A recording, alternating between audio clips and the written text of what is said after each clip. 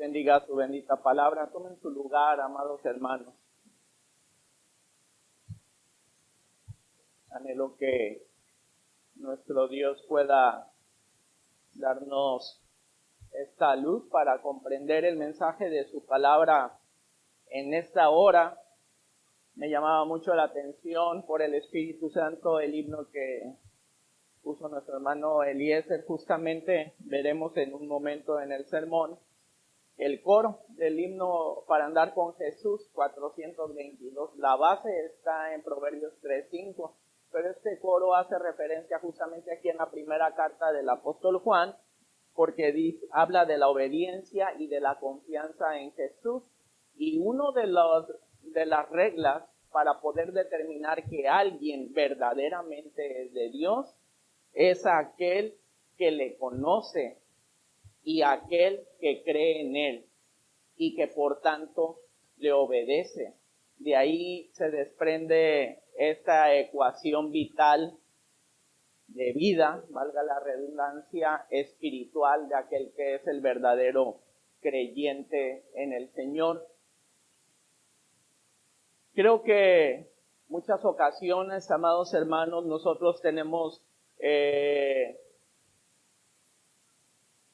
en algún momento algún tipo de sentimiento en relación a qué tanto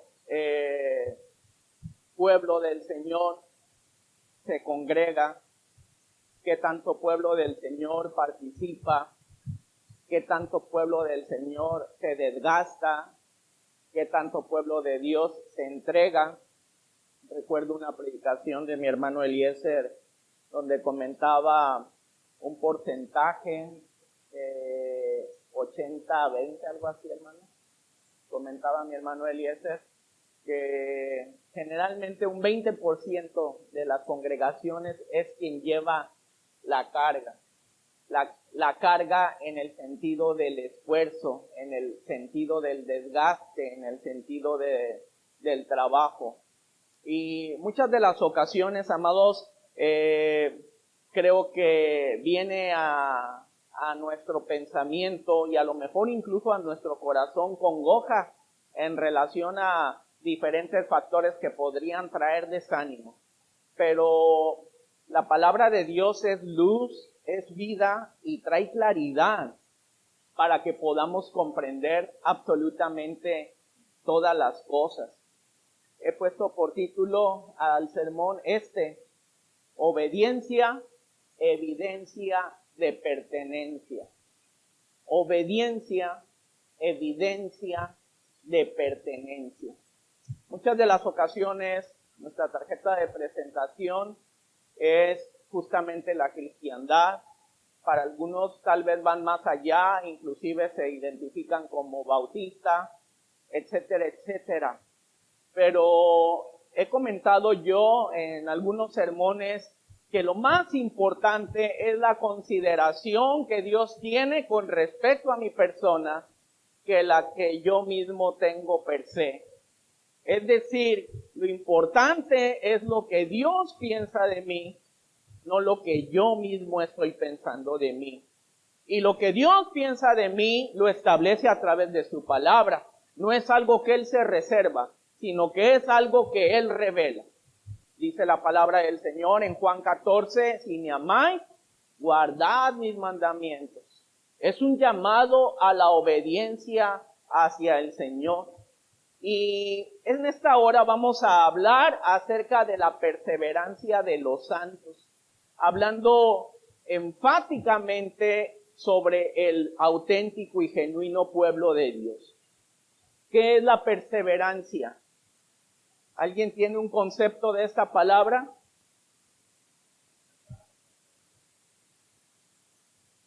Hermano Job dijo, sí, hermano. ¿Alguien dijo por acá algo? Hermana Lupita dice permanecer. Mándenme. Esperar. ¿Alguien tiene otra? Mantenerse. Creo que tenemos este arraigo sobre que queremos llegar al objetivo. pero la perseverancia, amados hermanos, es un avance. La perseverancia es continuar. En efecto, una de las consecuencias de esa perseverancia será la permanencia, sin duda alguna. Dice la palabra del Señor en Marcos 13:3, mas el que persevere hasta el fin, ese será salvo. Dios demanda de nosotros, hermanos, hay dos hermosos himnos que los vamos a cantar de seguro en la CBDB, creo. Estad por Cristo firmes. Es uno de ellos. Antes que todo, firmes. Recuerdo un sermón de un pastor, no tiene mucho que decir. Antes que nada, permanecer. De allí partimos. Pero hay otro hermoso himno que no solo dice permanece, dice firme y adelante. Y hay un canto muy antiguo que nosotros como iglesia tenemos arraigo, que dice en las luchas y en las pruebas, no dice la iglesia solo permanece pues. Dice sigue caminando y solo se detiene para predicar. Pero sigue y sigue y sigue. Esto es la perseverancia. Es decir, a pesar, como decimos coloquialmente, de golpe y porrazo, continuar. Me levanto y no solamente me sostengo, sino procuro avanzar. La base la tenemos aquí en la primera de Juan 2, los versículos 3 al 6. Obediencia, evidencia de pertenencia. ¿Cómo puedo yo decir que soy cristiano? Siendo fiel a la palabra del Señor, obedeciéndole. Esa es mi tarjeta de presentación. Hay dos razones por las que el apóstol Juan escribe esta carta. Algo había planteado el tema de la seguridad de la salvación en la iglesia a la que el apóstol Juan envió esta carta. Esto refleja durante todo lo escrito durante la redacción de la carta. Existen al menos dos cosas que han sacado a la luz el tema, es decir, de la seguridad de la salvación. Es un tema que hablamos muchas ocasiones, la seguridad de la salvación. Todos aquí, sin excepción alguna, vamos a morir. Todos aquí, si tú no lo estás pensando, no lo has considerado, recuérdalo, tú y yo moriremos. Ahora bien, ¿qué será de nosotros justamente en esa ocasión? Puede ser hoy, justo ahora, en un rato, más tarde, en la noche, en la mañana, no lo sé. Dios lo sabe, pero sin duda moriremos. ¿En verdad somos salvos? Hasta hay hay un corito que se le enseña por allá a los niños: si en verdad eres salvo, di amén. Si en verdad eres salvo, testifica con tu vida. Si en verdad eres salvo, di amén. Correlacionando en todas las partes en la acción cristiana, el ejercicio de la fe que profesamos cada uno de nosotros tener. Había surgido una situación allí, según lo que leímos, por eso leímos extensamente todo el capítulo número 2. Un grupo de creyentes profesantes, simple y sencillamente, abandonaron la iglesia. Juan se refiere a este grupo de una manera que muestra lo doloroso que fue para la iglesia y cómo planteó la cuestión de la seguridad y la certeza de la vida eterna. Dice en primera de Juan 2:19, salieron de nosotros, pero no eran de nosotros, porque si hubiesen sido de nosotros, habrían permanecido con nosotros, pero salieron para que se manifestase que no todos son de nosotros, incluso acá. Tal vez, espero que no, pero tal vez justo ahora, tal vez no todos son de nosotros. Aborda el tema a profundidad el apóstol Juan, porque aquellos que salieron aparte no eran nuevos creyentes, eran maestros. Y Juan los tipifica incluso como falsos profetas ahí en el capítulo 4 de esta carta. Salieron para que se manifestase que no todos son de nosotros. Leíamos en la parte introductoria en el devocional, allí la porción en el capítulo 10 del Evangelio también del apóstol Juan, cuando Cristo se identifica delante del pueblo judío como el buen pastor y dice, mis ovejas oyen mi voz y me siguen. Dice, pero ustedes no me escuchan, ustedes no me oyen, ¿por qué decía? Porque no son mis ovejas. Tal vez algunos están acá y no están oyendo. Tal cual. Es la verdad. Tal vez hay alguien aquí que ni siquiera está oyendo. Cristo tiene algo que decirte. No me oyes porque tú no eres de mis ovejas. Pero estoy frente a ti.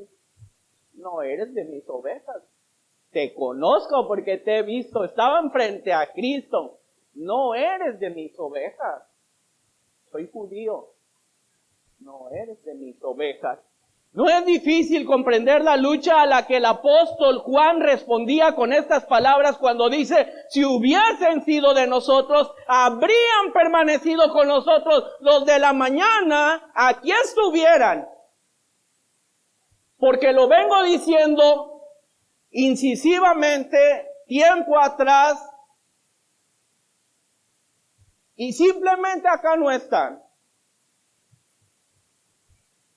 Obediencia es la evidencia de pertenencia al cuerpo de Cristo.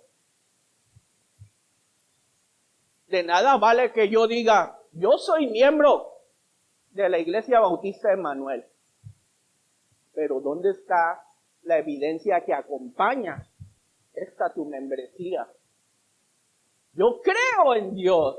¿Dónde lo evidencias, pues? Esa fe que tú dices tener. Aquí observamos la inquietud de los hermanos a la que estaba dando respuesta Juan.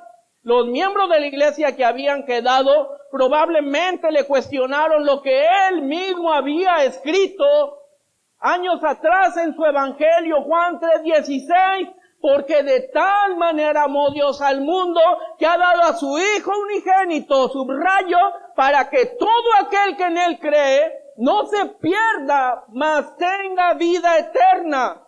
Y podrían haber dicho los hermanos allá, creíamos que enseñabas que cuando una persona creía en Cristo, tenía vida eterna, pero ahora ¿dónde están? Ahora bien, ¿qué es realmente creer en Cristo?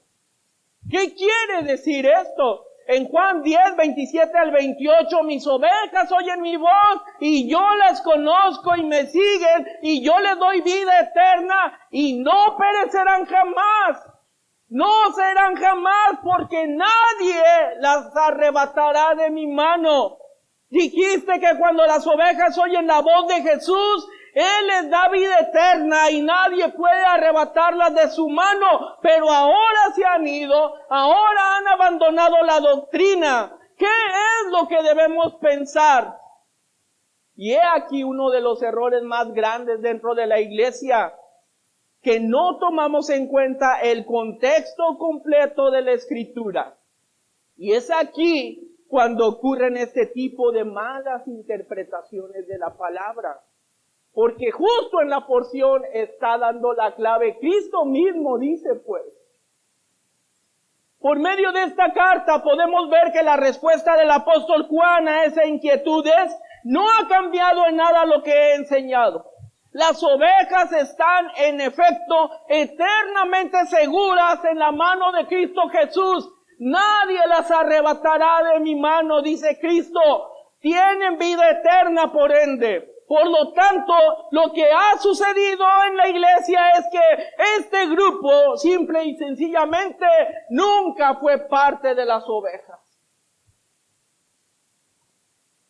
Pero se congregaban, no fue parte. Pero ministraban, no fue parte. Si hubieran sido de los nuestros, si hubieran sido de las ovejas, habrían continuado con nosotros. Las ovejas están eternamente seguras, pero lo demuestran perseverando en la fe. ¿Estás seguro de tu salvación, amado hermano? ¿Estás seguro de que si ahora mueres, tú irás al cielo? No basta que estés acá. Eso no es suficiente, no hay garantía de que irás al cielo. No importa que seas joven. Eso no garantiza absolutamente nada.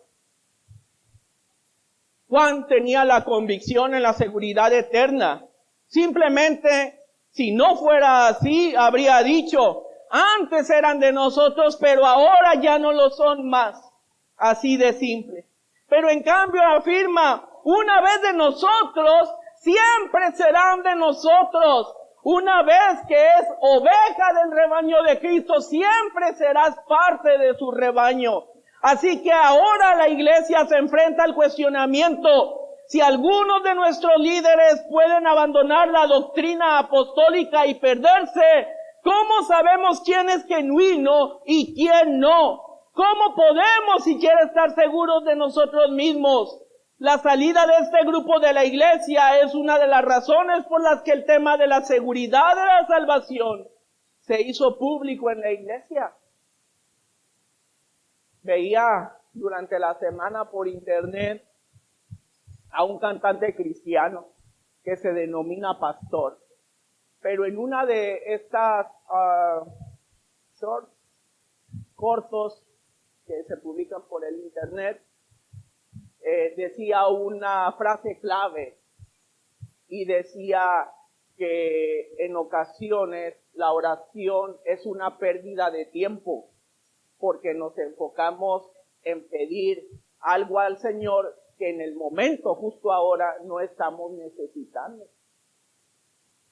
O que quién piensa en estar en el cielo, que Él no piensa en eso, que Él está pensando en su proceso acá en la tierra, pero no piensa en el cielo. Pero si tú, amado hermano, no tienes en el foco de tu meta, en el foco de tu pensamiento el cielo, hay un problema grave. Porque el objetivo de todos los que estamos acá es estar en la presencia de Dios. Y esto implica estar en el cielo. Y tú y yo tenemos que estar considerando estar en el cielo. Tenemos que estar pensando estar en el cielo. Es más, tenemos que anhelar estar en el cielo. Dice la palabra que la iglesia dice, ven. Sí, ven, Señor Jesús. ¿Cuántos quisiéramos que venga ya Cristo Jesús en verdad? Porque esto debería de ser algo común para todo el pueblo de Dios. Que Cristo venga. ¿Cómo sabemos quién es genuino y quién no lo es? Lo que decían los falsos maestros. El segundo factor que ha acentuado el debate que aquí se trata es lo que decían estos falsos maestros, que aparentemente estos habían abandonado a la iglesia.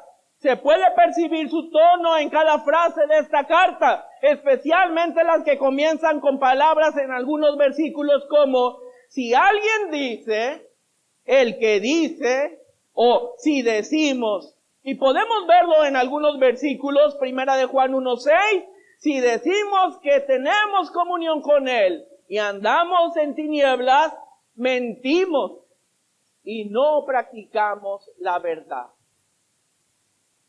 Pon atención en la primera y en la última parte del verso. Si decimos que tenemos comunión con Él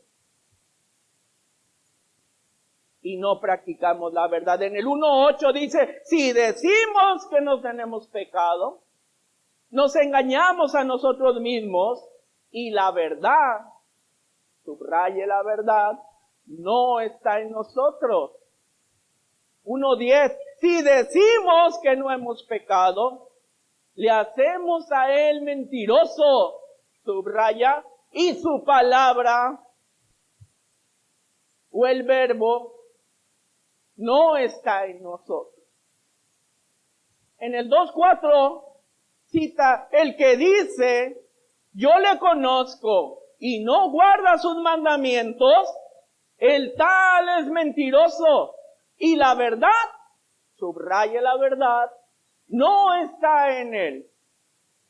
2:6, el que dice que permanece en él, debe andar como él anduvo.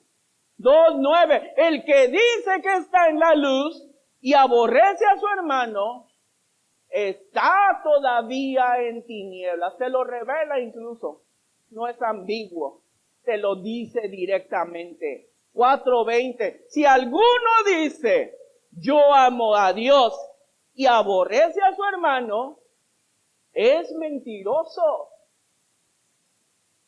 Mira lo crudo y directo de las palabras del apóstol Juan. No importan las susceptibilidades cuando lo que está en juego es una vida eterna. Podemos observar en algunas de estas citas bíblicas que el apóstol Juan hace énfasis a la ausencia de la presencia de Cristo en la vida de los que se decían cristianos, pero sus acciones o falta de acciones, ojo acá, no solamente sus acciones, también sus falta de acciones no le respaldaban. Juan lo hace notar al decir enfáticamente, y la verdad no está en ellos. Jesús dijo, yo soy la verdad, en Juan 14:6. Cuando dice la verdad no está en ellos, no habla por encima, no habla solamente superficialmente, va de fondo y dice, Cristo Jesús no está en. No es difícil ver algunas de las falsas enseñanzas tras estas declaraciones.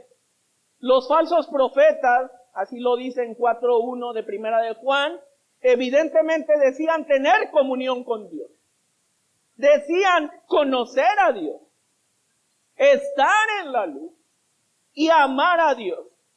Pero el pasaje nos deja ver un posible rechazo al reconocimiento de la persona de Jesús como el Hijo de Dios. Además que justamente esta es la razón fundamental por la cual la verdad que es Cristo Jesús no mora en ellos. Dice Primera de Juan 2:22-26. ¿Quién es el mentiroso? Sino el que niega que Jesús es el Cristo. Si pones atención, hermano, a la porción, al pasaje, el apóstol Juan está poniendo en contexto lo que está ocurriendo en esta situación. ¿Quién miente? El que dice el que niega, que Jesús es el Cristo. Él miente. Este es el anticristo, el que niega al Padre y al Hijo, porque en verdad no negaban al Padre, pero dice en el 23, pero todo aquel que niega al Hijo, tampoco tiene al Padre. El que confiesa al Hijo, tiene también al Padre. Lo que habéis oído desde el principio permanezca en vosotros. Si lo que habéis oído desde el principio permanece en vosotros, también vosotros permaneceréis en el Hijo y en el Padre. Y esta es la promesa que Él nos hizo. La vida eterna lo vuelve a reafirmar. Lo mismo que Él dice en su Evangelio, lo ratifica en esta carta. Os he escrito esto sobre los que engañan. Pone una advertencia directa el apóstol Juan. O bien, estos mismos enseñaban la falsa doctrina de que la manera de vivir su vida no influye en su posición con respecto a Dios, y aún así afirman estar sin pecado. Lo menciona en los versos 8 y 10 del capítulo 1 de Primera de Juan, si decimos que no tenemos pecado. ¿Te ha pasado, hermanos, cuando le hablas a algún inconverso, que ellos dicen una frase? Yo soy una buena persona. Lo dice. Y Cristo dijo, cuando le dicen de sí incluso, ¿por qué me llamas bueno? Ninguno hay bueno, sino solamente Dios. Si decimos que no tenemos pecado, le hacemos a Él mentiroso. Y la verdad, Cristo, no está en nosotros. ¿Cómo encaja todo esto? ¿Quiénes eran estas personas que afirmaban no tener pecado, pero que decían además que pecar no afecta su posición ante Dios? Cuando está claro, lo hemos hablado infinidad de veces, que pecar no significa solamente la acción del mal, sino la abstención de la acción del bien. También es un pecado que se toma en cuenta. En 1 de Juan 3:7 nos da una pista, porque aquí el apóstol advierte explícitamente contra la enseñanza engañosa de los falsos profetas. Hijitos, nadie os engañe. El que hace justicia es justo como Él es justo. Evidencia de pertenencia. Tú lo puedes decir, pero si la evidencia no respalda tu dicho, no hay un auténtico fundamento. Que nadie os engañe. El que hace justicia es justo como Él es justo, Cristo Jesús. Lo que haces o lo que no haces es una prueba de lo que tú eres. Si tú quieres saber si eres cristiano o no, toma eso de referencia. Lo que haces o lo que no haces es una prueba de lo que tú eres. Este versículo refuta la doctrina apócrifa de los que tergiversan la palabra genuina de Dios. Mientras los apóstoles les decían, puedes ser justo incluso si no practicas la justicia, Juan les dice, no se dejen engañar por estos falsos profetas que han salido de entre ustedes. El que practica la justicia es justo. Los que dicen que un hombre puede ser justo ante Dios mientras lleva una vida injusta, están mintiendo. Son mentirosos. Solo el que practica la justicia, el tal es justo. Según 1 de Juan 3:3, y todo aquel que tiene esperanza en Él, se purifica a sí mismo como Él es puro. Y todo aquel que tiene esperanza en Él, este es Cristo, se purifica a sí mismo, así como Él es puro. Empezamos a ver lo que está sucediendo en esta iglesia. Evidentemente había un grupo que conocía la doctrina de la justificación por la fe. Decía mi hermano Magdiel en la clase por la mañana, hablaba justamente uno de los puntos acerca de las promesas. Si lo recuerdas por la mañana, estamos estudiando acerca de qué. ¿De qué estamos estudiando en la dominical? De los jueces. ¿De quién estudiamos hoy? ¿Y de quién más? Ahora. Muy bien. Y decía una de las consideraciones que las promesas de Dios vienen siempre acompañadas de una condición que demanda obediencia. Pero estos que salieron, les quedaba pero como anillo al dedo la doctrina de la justificación. Pero lo querían tergiversar. Esta doctrina de la justificación que dice, hermanos, Pablo lo escribe a los romanos, a los gálatas, justificados pues por la fe, tenemos paz por medio de nuestro Señor Jesucristo. Romanos 5. Justificados por la fe, santo remedio pues.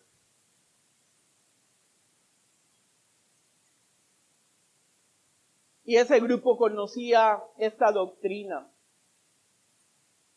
Una doctrina que Pablo enfatizó en las cartas a los romanos y a los gálatas porque aparte de todo es verdad. Sin embargo, tiene implícita justamente la parte correspondiente al resultado de la obediencia a Dios. Decía que mediante la fe en Cristo podemos ser absueltos de todos nuestros pecados, porque es la única manera de poder ser absueltos. No por obras para que nadie se gloríe, no porque somos más inteligentes, no porque somos más buenos, no porque somos más simpáticos, solamente porque Cristo nos justifica, tenemos acceso a la vida eterna y podemos ser absueltos de todos nuestros pecados y presentarnos justificados ante Dios gracias a la muerte del Salvador Cristo Jesús. Ya leímos Romanos 5:1, Gálatas 2:16, sabiendo que el hombre no es justificado por las obras de la ley, sino por la fe de Jesucristo. Nosotros también hemos creído en Jesucristo para ser justificados por la fe de Cristo y no por las obras de la ley, por cuanto por las obras de la ley nadie será justificado. Pero ellos solamente tomaban esta primera parte del verso, ¿no? Cuando habla específicamente acerca de la justificación. Pero continúa la porción, ahora el apóstol Pablo en el 17, y si buscando ser justificados en Cristo, también nosotros somos hallados pecadores, ¿es por esto Cristo ministro de pecado? Lo plantea Pablo. Porque tú, bueno, ellos más bien, o alguien, espero que no, podría decir, yo soy justificado por Cristo, pero hacedor de pecado. Y entonces Pablo cuestiona, entonces, si Cristo es tu ministro, ¿es el ministro de pecado? En ninguna manera. Porque si las cosas que destruí, las mismas vuelvo a edificar, transgresor me hago. Porque yo por la ley soy muerto para la ley, a fin de vivir para Dios. Con Cristo estoy juntamente. Estoy vivo, pues. Estoy crucificado. Dice, y ya no vivo yo. ¿Y qué quiere decir y ya no vivo yo? ¿Qué quiere decir ya no vivo yo? Estoy muerto. Estoy muerto. Sin embargo, por medio de la vida redentora de Cristo Jesús, lo que ahora vivo yo, lo vivo, pero ya no yo. En la fe del Hijo de Dios, el cual me amó y se entregó a sí mismo por mí. ¿No desecho la gracia de Dios? Pues si por la ley fuese la justicia, entonces por demás habría muerto Cristo. De donde mediante la ley nadie puede ser justificado, solamente por gracia. Ellos querían tergiversar, como decía mi hermano Maguiel en la mañana, tomar la buena parte de la fruta, la parte dulce, pues. No sé si has comido la sandía. Hay una parte que se ve pero súper roja, el corazón, y todos queremos un pedacito de allí. Pero hay una parte que está medio blanquecina, que nadie la quiere porque ya sabemos que nos va a saber un tanto desabrida. Eso pasaba con estos hombres. Muchos en la iglesia primitiva tomaron la doctrina de Pablo y la distorsionaron para enseñar cosas que él mismo rechazaba. Algunos decían, hagamos el mal para que venga el bien, según Romanos 3:8. Otros concluían, pequemos para que la gracia abunde, según Romanos 6:1, pues. Pero Pablo corrigió ambos abusos de la doctrina. Algunos decían que la fe puede justificar a una persona independientemente si esa fe da lugar a buenas obras o no. Pero Santiago responde en Santiago 2:14 y 17, hermanos míos, ¿de qué aprovechará si alguno dice que tiene fe y no tiene obras? ¿Podrá la fe salvarle? La fe, si no tiene obras, dice el 17, es muerta. para que cada uno podamos sacar nuestra conclusión. Una verdadera fe da evidencia de pertenencia a través de la obediencia. Esa es la segunda razón por la que el tema de la seguridad se planteó abierta y directamente en esta iglesia. Los falsos profetas enseñaban que se puede disfrutar de la seguridad de estar sin pecado ante Dios en justicia y luz, no por ellos, sino por la justificación de Cristo, porque ellos, según, podrían andar en tinieblas, desobedeciendo los mandamientos de Dios, sin reconocer a Jesús como Dios y odiando al hermano. Debes leer la porción que estamos considerando en contexto, pues. El apóstol Juan está poniendo sobre la mesa lo que ellos están diciendo. Si alguno dice que debe de andar como él anduvo. Si alguno dice que no ha pecado, pues le hace a él mentiroso. Es decir, él está poniendo en contexto la falsa doctrina de aquellos que decían incluso, justificados por Cristo, tú ya eres salvo. Y hay algunos que incluso lamentablemente lo predican así. Tú acepta a Cristo y olvídate, ya tienes asegurado allá. Obviamente nosotros no, pero usted sabe que hay alguien que sí. Y esto es un evangelio apócrifo, algo corrompido. Esto no concordaba con las enseñanzas de Pablo, Juan, ni del propio Cristo.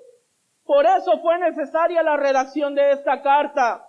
En los versos 3 al 6 encontramos una tercia de puntos claves con los que el apóstol Juan plantea su argumento. En primer lugar, fundamentalmente, está la afirmación de que existe una conexión necesaria entre conocer a Cristo y obedecer sus mandamientos. Conocer a Cristo necesariamente producirá obediencia. Dice los versos 4 y 5a, el que dice, yo le conozco y no guarda sus mandamientos, el tal es mentiroso y la verdad no está en él. Pero el que guarda su palabra, en esa verdaderamente el amor de Dios se ha perfeccionado. Dios demanda no solamente que escuches, sino que en realidad reacciones y acciones. Dice el verso 27 de Juan 10, que sus ovejas no se limitan solamente a escuchar su voz, sino que ¿qué hacen? Le siguen. Mis ovejas, dice la palabra, oyen mi voz y yo las conozco y me siguen. Lo puedes ver en todos los ámbitos. Hasta si tienes una mascota, apenas acércate y verás cómo va tu encuentro. Te conoce, pues. Eso es ineludible. Cuando pertenecemos a Cristo, tenemos que seguirle por instinto, no quiero decir de supervivencia, sino por instinto de paternidad, de apego, de pertenencia, pues. En segundo lugar, se desprende que puedes tener la seguridad de que verdaderamente conoces a Cristo si obedeces sus mandamientos, ya que la obediencia es el resultado necesario de conocerlo. En los versos 3 y 5b dice, y en esto sabemos que nosotros le conocemos si guardamos sus mandamientos. Es por esto que sabemos que estamos en él. En tercer lugar, quien dice permanecer en Cristo debe de andar como él anduvo. De lo contrario, pierdes la seguridad y al final demuestras que nunca en realidad conociste a Cristo. El que dice que permanece en Él debe andar como Él anduvo. Por eso dice la palabra del Señor, que en aquel día muchos me dirán, Señor, Señor. Pero Cristo dirá, apartaos de mí, no os conozco.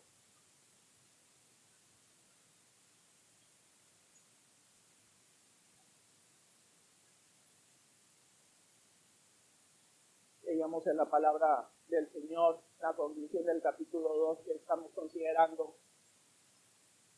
Esta exhortación de Juan a obedecer a Dios, a estar a cuentas con Dios, a ejercer la fe, a pertenecer a Dios, dice, para que cuando Él venga,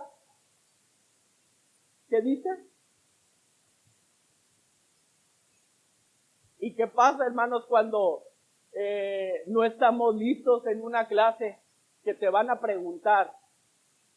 Te escondes tras el que está delante de tu mesabanco, que no te mire el maestro, para que no te pregunte a ti. Pero dice Juan, esfuérzate en todo para que cuando Él venga, tú no estés avergonzado, ni tengas temor de ese encuentro. Así pues, el argumento se basa en un hecho teológico sólido. Conocer a Cristo da lugar a la obediencia. Esto es ineludible, de donde se puede desprender una conclusión de que aquel que no obedece a Dios no pertenece a Cristo.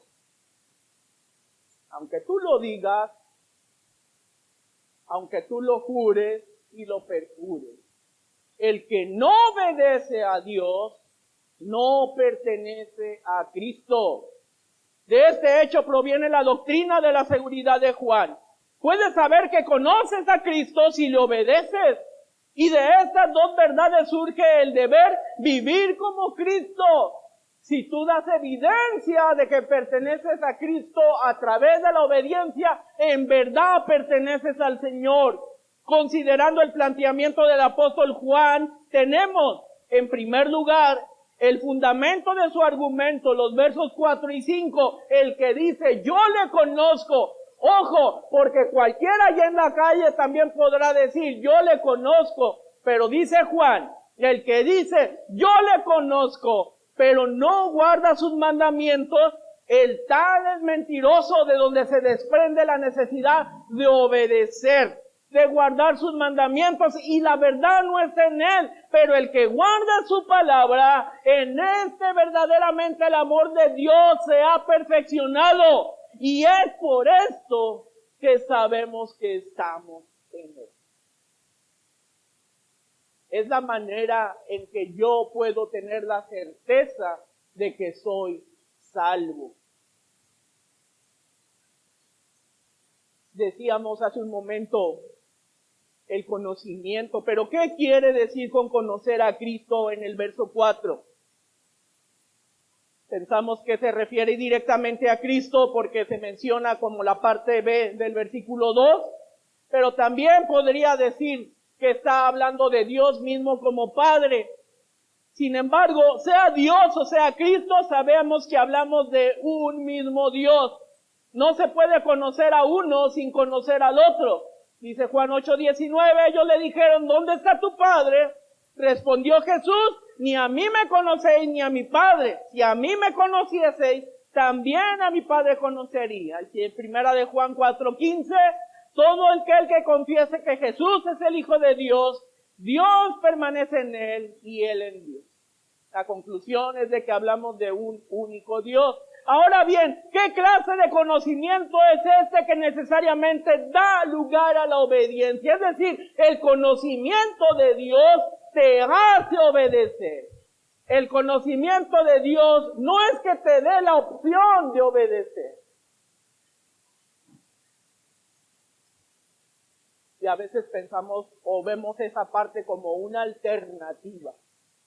Pero no, realmente la obediencia es una consecuencia de un auténtico y genuino conocimiento del Señor. Debe haber algo muy poderoso en este conocimiento.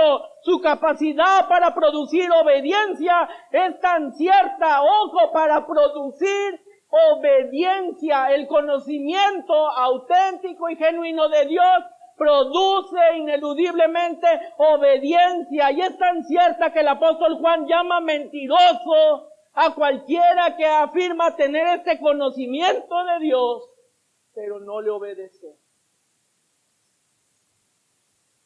¿Qué clase de conocimiento tiene el poder de producir infaliblemente obediencia a Cristo? Judas caminó con Cristo.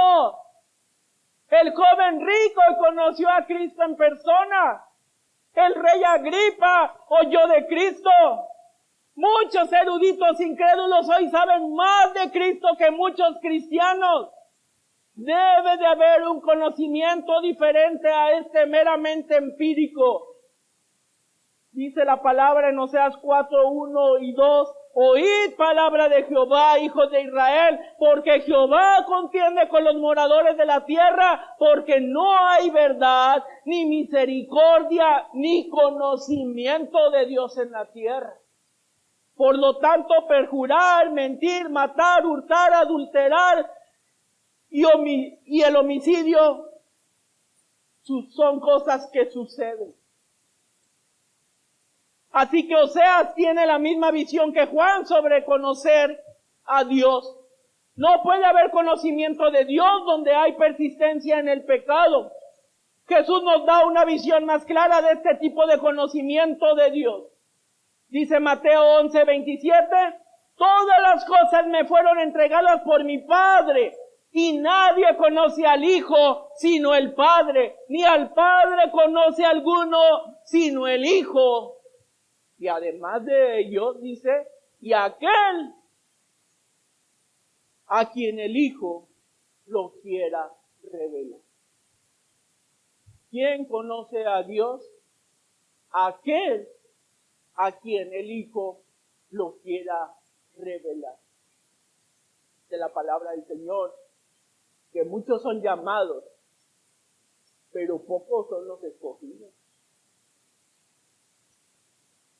No todo el que me diga Señor, Señor, entrará en el reino del Señor. Yo estaba allí, no te conozco, pues. Así pues, existe un conocimiento especial de Dios que nadie puede tener, a menos que Cristo mismo se lo otorgue. Dice 1 de Juan 4:6, nosotros somos de Dios. El que conoce a Dios nos oye. El que no es de Dios, no nos oye. Allí sí dice la palabra. Observa con atención cómo lo opuesto a conocer a Dios es no ser de Dios. Dice, el que conoce a Dios, habla del conocimiento, nos oye. No dice el que no conoce a Dios, va directo a la raíz. El que no es de Dios, no nos oye. Es decir, conocer a Dios significa pertenecer a Él, nacer de Él y ser de su carácter. En 1 de Juan 2:4, Juan no solo dice que esta persona desobediente no conoce a Dios, continúa diciendo al final del verso, la verdad no está en Él. Por eso su conocimiento no es conocimiento genuino, porque la verdad no está en Él. La lleva superficialmente, nunca lo ha asimilado en verdad, nunca ha saboreado la verdad que pronuncia con tanta facilidad. Hay una ecuación, creo que la has escuchado, pi por radio al cuadrado. ¿La has escuchado? Todo el mundo pues. Todos los que fuimos a la escuela hemos escuchado esa. ¿De qué es esa fórmula? ¿Para calcular qué? ¿Mande?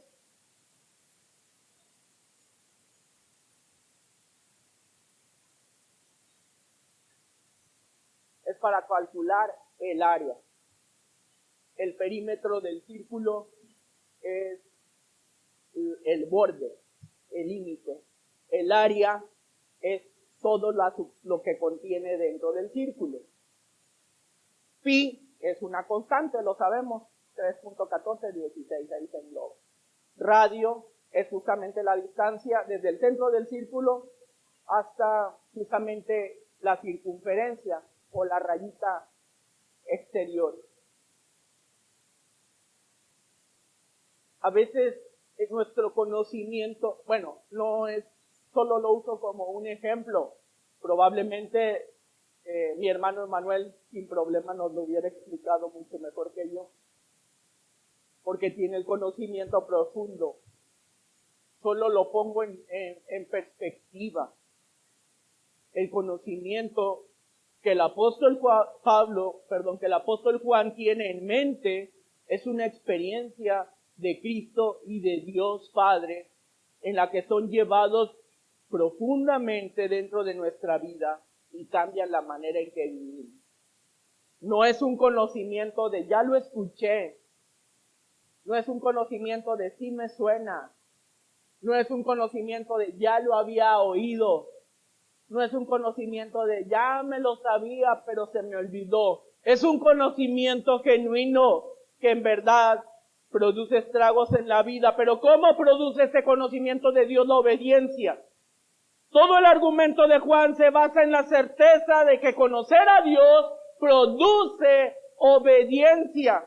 Si una persona pudiera conocer a Dios y aún así vivir en desobediencia, entonces Juan no podría decirle a este hombre desobediente que es un mentiroso cuando afirma conocer a Dios, porque la premisa habría sido diferente. Juan no podría saber si es un mentiroso o no si conociera a Dios y aún así viviera en desobediencia, tal como lo quiere plantear una doctrina apócrifa. Entonces, más bien, ¿cómo garantiza este conocimiento la obediencia? Dice en 1 Juan 4:16, y nosotros, ojo acá, hemos conocido y creído el amor que Dios tiene para con nosotros. Dios es amor y el que permanece en amor, permanece en Dios y Dios en él. Observa cómo se unen las dos palabras. Conocemos y creemos en el amor de Dios. Conocer el amor que Dios tiene para ti es confiar totalmente en Él. Para Juan es impensable que una persona pueda conocer el amor de Dios y no confiar en Él. No confiar en Él significa que no crees que sea realmente amor. Todo lo que Juan puede decirle a alguien que no se entrega al amor omnipotente de Dios es: no lo conoces, no puedes conocerlo, porque de lo contrario tú confiarías ineludiblemente en Él. Así que cuando Dios te manda a hacer algo y tú lo ignoras o te opones a ello, solo se puede concluir una cosa: no crees que Dios es amor y por lo tanto tú no lo conoces. Porque si creyeras que Dios es amor, creerías que todos, absolutamente todos sus mandamientos son lo mejor para ti y lo seguirías.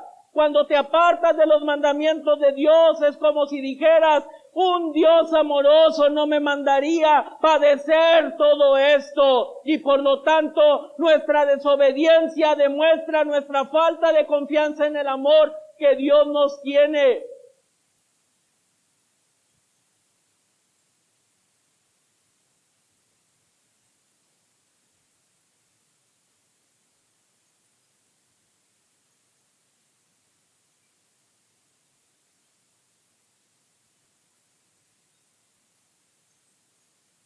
Entonces todos sus mandamientos son un consejo amoroso de un Padre que todo lo sabe. Primera de Juan 5:3 dice: pues este es el amor a Dios, que guardemos sus mandamientos, y sus mandamientos, por cierto, no son gravosos. Si conocemos y creemos en el amor que Dios nos tiene, sus mandamientos no serán gravosos. serán como un mapa que nos guía por la vida. Así que la respuesta a la segunda pregunta es que conocer a Dios produce obediencia porque Dios es amor. Si te apartas de los mandamientos de Dios que crees que encontrarás más felicidad en la desobediencia, entonces en verdad no crees que Dios es amor y no lo conoces. Conocerlo como un Dios de amor debe de dar como resultado la obediencia a sus mandamientos. Recordemos al siervo malvado de la parábola de las minas en Lucas 19, versos del 11 al 27. No lo leeremos, pero lo sabes. Su amo le dio una mina y le dijo, negocia con esto hasta que vuelva. Pero el hombre desobedeció, la guardó en un pañuelo y no negoció con ella. Cuando el amo le preguntó por qué, respondió, tenía miedo de ti porque eres un hombre severo. Y esa es la razón detrás de toda desobediencia a los mandamientos de Dios. No creemos que en verdad son expresiones de amor que nos benefician. Pensamos que son la palabra de un Dios severo que quiere negarnos la felicidad que anhelamos. Así que cuando desobedecemos, demostramos que somos mentirosos cuando afirmamos conocerlo desobedeciendo. Ahora bien, ¿en qué sentido guardar la palabra de Dios es un perfeccionamiento del amor de Dios? Dice en primera de Juan 2:5, pero el que guarda su palabra, en este verdaderamente el amor de Dios no solamente habita, no solamente está, sino que en este verdaderamente el amor de Dios se ha perfeccionado. Por esto, porque se ha perfeccionado, es que sabemos que estamos en Él. Si Juan se refiere al amor de Dios por nosotros aquí, entonces el sentido es básicamente el mismo que en el verso 12 del capítulo 4. Si nos amamos unos a otros, quiere decir que Dios permanece en nosotros y por tanto su amor se ha perfeccionado en nosotros. Es decir, amarnos unos a otros y guardar la palabra de Dios perfecciona el amor de Dios en nosotros al completarlo con acciones, evidencia. Si se reprime en nosotros y no se comparte con los demás, no se completa ni se perfecciona el tal amor. Si Juan se refiere más bien a nuestro amor por Dios, entonces el sentido sería básicamente el mismo que plantea Santiago en 2:22. ¿No ves que la fe actuó juntamente con sus obras y que la fe se perfeccionó por las obras? No hay manera de eludirlo. Donde se usa la misma palabra perfeccionado para decir que la fe se perfecciona por las obras. Es decir, nuestra fe en Dios, su amor por Dios se completa cuando esa fe y ese amor se manifiesta en amor obediente por los demás. En cualquier caso, la cuestión es que quienes no guardan la palabra de Dios no pueden afirmar amar a Dios ni tener el amor de Dios en sí mismo. Dice el verso 8 del capítulo 4, el que no ama no ha conocido a Dios porque Dios es amor. Así que el argumento es la verdad fundamental de que existe una conexión necesaria entre no solamente conocer a Cristo, sino también obedecerlo y guardar sus mandamientos. Así que cualquiera que diga que le conoce y viva en desobediencia, dice Juan, es mentiroso. Hermanos, anhelo que la palabra del Señor haya hablado a nuestras vidas y que busquemos nosotros no solamente estar estoicos, sino poder ser perseverantes en el camino que Dios ha trazado por delante para que andemos en él. Que Dios les bendiga.